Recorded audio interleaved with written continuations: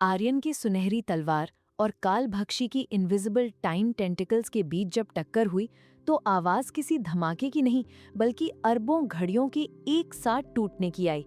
उस impact point पर space warp नहीं हुआ बल्कि समय ही स्ट्रेच हो गया। एक माइक्रोसेकंड आर्यन के दिमाग में 1000 साल जैसा फील हुआ। उसकी बायोनिक आंख के सामने अचानक उसके खुद के अरबों अलग अलग फ्यूचर्स फ्लैश होने लगे। किसी में वो हार रहा था, किसी में जीत रहा था और किसी में राख बन चुका था।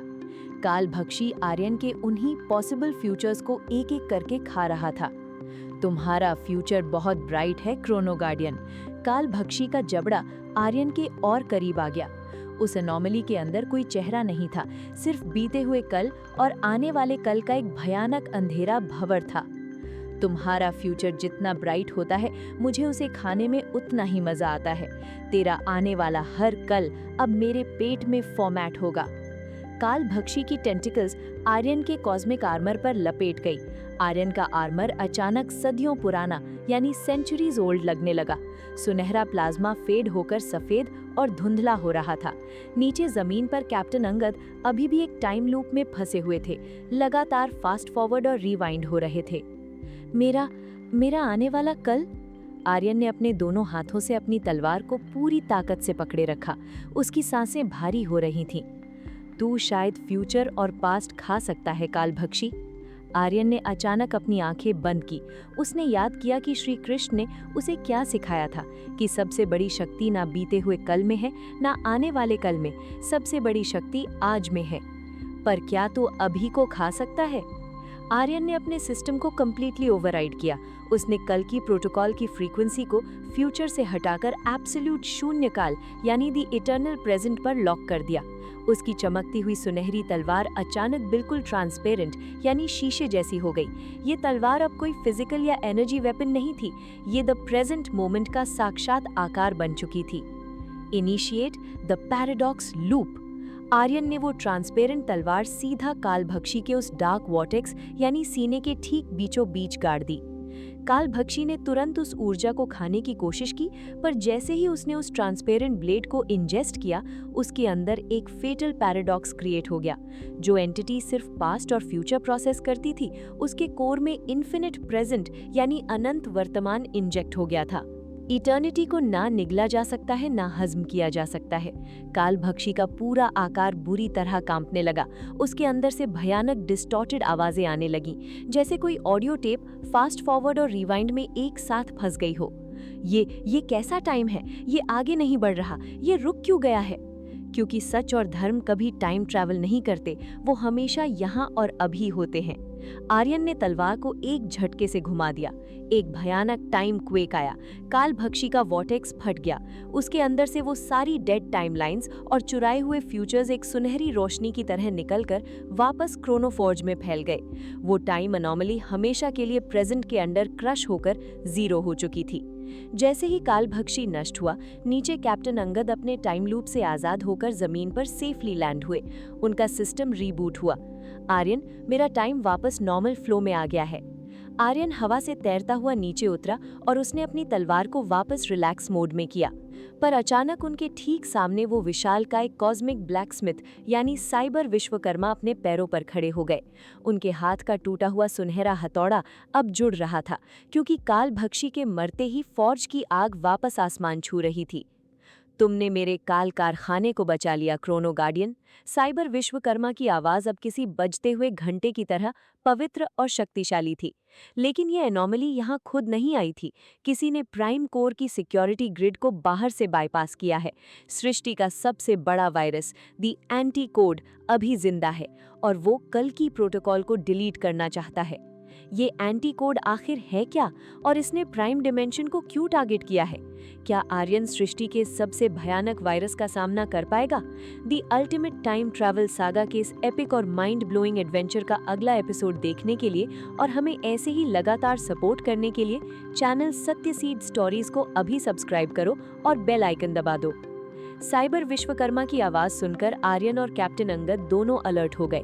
क्रोनोफॉर्ज के विशाल घूमते हुए गियर्स की आवाज अब धीमी पड़ चुकी थी। दी एंटी कोड? आर्यन ने पूछा, अपनी सुनहरी तलवार को देखते हुए। खाओस और एआई दशानन से भी भयानक क्या हो सकता है? कॉस्मिक ब्लैकस्मिथ ने अपना विशाल सुनहरा हथौड़ा क्वांटम एनविल यानी निहाई पर रखा। उस हथौड़े के स्पर्श से हवा में अरबों नई टाइमलाइंस की चिंगारियां फूटी। खाओस सिर्फ एंट्रोपी था और दशानन अहंकार, पर दी एंटी कोड कोई एंटिटी या राक्षस नहीं है आर्यन। विश्वकर्मा की आंखों में एक ऐसी चिंता थी जो किसी देवता के चेहरे पर पहली बार दिखी थी। जब इस मल्टीवर्स का पहला कोड यानी ओम या बिग बैंग लिखा गया था, तो उस क्रिएशन की चमक से एक शैडो पैदा हुई थी। ये वो वायरस है जो सृष्टि को मिटाना नहीं चाहता, बल्कि उसे ऐसी नल स्टेट में फ्रीज करना चाहता है जहां कुछ भी एग्जिस्ट ही ना करे। काल भक्षी तो सिर्फ उसका एक छोटा सा मैलवेयर था जो उसने तुम्हें टेस्ट करने भेजा था। अंगद ने अपने सिस्टम का स्कैन रन किया, पर उनका रेडार कुछ कैच नहीं कर पा रहा था। अगर वो वायरस यहाँ आ रहा है तो हम उस पर अटैक कैसे करेंगे? वो तो एग्जिस्टेंस में ही नहीं है। तुम्हारा करंट अस्त्र, ये ब्रह्मांड अस्त्र, निर्माण की एनर्जी पर चलता है। विश्वकर्मा ने आगे बढ़कर आर्यन की चमकती हुई तलवार को अपने विशाल कॉस्मिक हाथों में ले लिया। दी एंटी कोड क्रिएशन एनर्जी को रिवर्स इंजीनियर करके सोख लेता है। उसे हराने के लिए तुम्हें सिर्फ ताकत नहीं, सृष्टि के ओएस का रूट एक्सेस चाहिए। साइबर विश्वकर्मा ने आर्यन की तलवार को उस भयानक हीट वाली क्वांटम एनुअल पर रख दिया। क्रोनो गार्डियन, तुमने शून्य काल की परीक्षा पास कर ली है। अब समय आ गया है कि तुम्हारा अस्त्र भी अपग्रेड हो। विश्वकर्मा ने अपना विशाल सुनहरा हथौड़ा दोनों हाथों से उठाया और उसे हवा में घुमाते हुए काल अग्नि को आवाहन किया। हथौड़ा जैसे ही तलवार पर पड़ा, एक ऐसी ब्लाइंडिंग आवाज और रोशनी निकली जिसने पूरे डिमेंशन को हिला दिया। क्लैंग! एक के बाद एक विश्वकर्मा उस तलवार पर प्रहार करते गए और हर प्रहार के साथ पास्ट, प्रेजेंट और फ्यूचर की प्योर एनर्जीज उस अस्त्र के अंदर कंप्रेस होती गई। तलवार का आकार बदलने लगा, वो लंबा ब्लेड पिघलकर एक स्पिनिंग सर्कुलर शेप लेने लगा। आखिरी प्रहार के साथ एक भयानक कॉस्मिक शॉक वेव निकली। एनवल पर अब कोई तलवार नहीं थी, वहां हवा में तैर रहा था एक अत्यंत तेजस्वी ग्लोइंग चक्र यानी डिस्क। ये चक्र पूरे गोल्डन और डार्क ब्लू क्वांटम डेटा से बना था। उसके किनारे आरी की तरह शार्प नहीं थे, बल्कि वो स्पेस टाइम को ही माइक्रो सेकेंड्स में काट और जोड़ रहे थे। ये है द सुदर्शन मैट्रिक्स। विश्वकर्मा ने झुककर इस डिवाइन टेक को नमन किया। ये किसी को मारता नहीं है आर्यन, ये रियलिटी को उसके प्योर अनकरप्टेड फॉर्म में पैच करता है। जब तक तुम्हारा दिमाग एकम पर फोकस्ड रहेगा, ये अस्त्र तुम्हारी सोच की स्पीड से चलेगा। आर्यन ने आगे बढ़कर उस स्पिनिंग सुदर्शन मैट्रिक्स की तरफ अपना बायोनिक हाथ बढ़ाया। जैसे ही उसने उसे टच किया, वो चक्र उसके हाथ के ऊपर हवा में लॉक हो गया। आर्यन का प्योर कॉस्मिक आर्मर एक इंटेंस गोल्डन ऑरा से ग्लो करने लगा। उसकी पावर अब किसी भी देवता या एआई से परे जा चुकी थी। लेकिन इससे पहले कि आर्यन उस नई ताकत को समझ पाता, क्रोनोफॉर्ज के अरबों गियर्स अचानक एक भयानक स्क्रीचिंग आवाज के साथ अटक गए। हवा का टेम्परेचर एब्सोल्यूट जीरो पर ड्रॉप हो गया। फॉर्ज की सुनहरी आग काली पड़ने लगी।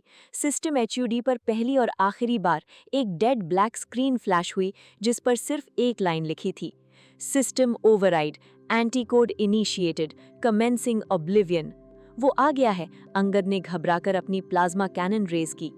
आसमान फाड़कर एक ऐसी शैडो नीचे उतरी जिसका आकार किसी ग्लिच होती हुई स्क्रीन जैसा था, जो लगातार रियलिटी के पिक्सेल्स को खा रही थी। दी एंटी कोड अब प्राइम डिमेंशन में एंटर हो चुका था। सृष्टि का सबसे खतरनाक वायरस दी एंटी कोड क्रोनोफॉर्ज में घुस चुका है। क्या आर्यन का नया सुदर्शन मैट्रिक्स इस अल्टीमेट थ्रेट को डिलीट कर पाएगा, या द प्राइम डिमेंशन हमेशा के लिए नल हो जाएगा? The ultimate time travel saga के इस थ्रिलिंग आगे के सफर को देखने के लिए और हमें ऐसे ही लगातार सपोर्ट करने के लिए चैनल सत्य सीड स्टोरीज को अभी सब्सक्राइब करो और बेल आइकन दबा दो। दी एंटीकोड कोई भयानक राक्षस, मेका या एनर्जी बीइंग नहीं था। ये हवा में तैरता हुआ एक स्टैटिक वॉइड था, जैसे किसी खराब टीवी स्क्रीन का झिलमिलाता हुआ ग्रे नॉइज जो रियलिटी के पिक्सेल्स को लगातार खा रहा था।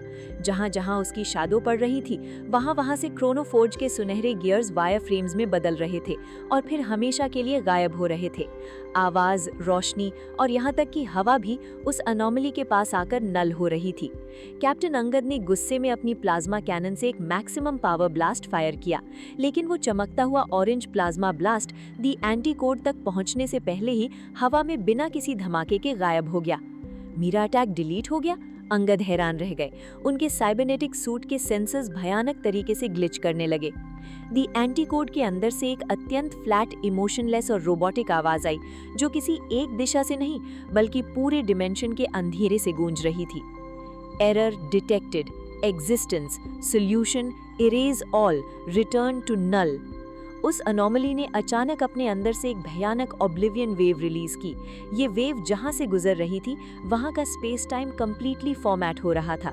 साइबर विश्वकर्मा ने आगे बढ़कर अपने टूटे हुए सुनहरे हथौड़े से उस वेव को रोकने की कोशिश की, पर उनका देवता रूप भी उस स्टैटिक के टच होते ही धुंधला पड़ने लगा। कैप्टन, पीछे हटो, आर्यन चिल्लाया। ये फिजिकल डिस्ट्रक्शन नहीं है, ये रियलिटी को अनइंस्टॉल कर रहा है। आर्यन आगे बढ़ा। उसकी आंखों में अब डर नहीं, बल्कि सृष्टि के उस पहले कोड ओम की अनंत शांति थी। उसके उठाए हुए दाहिने हाथ की उंगली पर द सुदर्शन मैट्रिक्स, वो चमकता हुआ गोल्डन और डार्क ब्लू क्वांटम चक्र भयानक स्पीड से घूम रहा था। तू